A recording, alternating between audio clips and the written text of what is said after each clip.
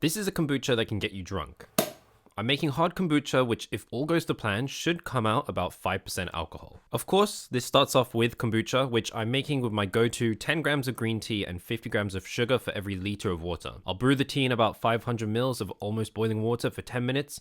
Then while it's still hot, I'll also dissolve the sugar. And then to cool it down faster, I'll add the remaining 500 mils of water cold. This should bring your sweet tea down in temperature drastically, and once it's cool enough, you can add your kombucha starter, or for me, I'm adding this to my main kombucha batch to brew. I left this for about 1 to 2 weeks, tasting it until I like the flavor, and now it's time to make it alcoholic. First, to make this taste a little better, I'm gonna add some passion fruit pulp, give it a good mix, and leave it steep for a few minutes, and then run this through a filter to remove the seeds.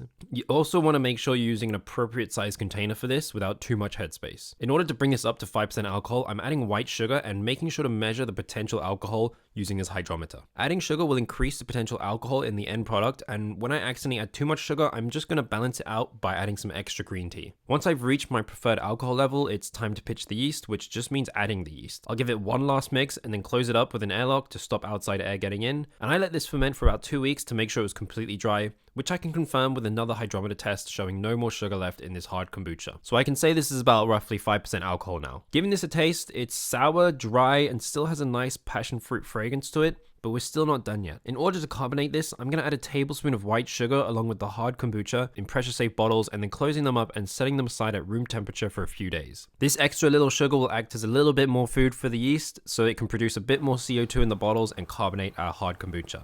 And before opening, I'll set these in the fridge to cool off completely. And now this is carbonated and cold, I find it quite enjoyable, sour, fruity, and refreshing. However, it's a little bit yeasty, which really makes it seem more like a sour beer. Regardless, I have to say for a first time, I'm very satisfied with how this came out.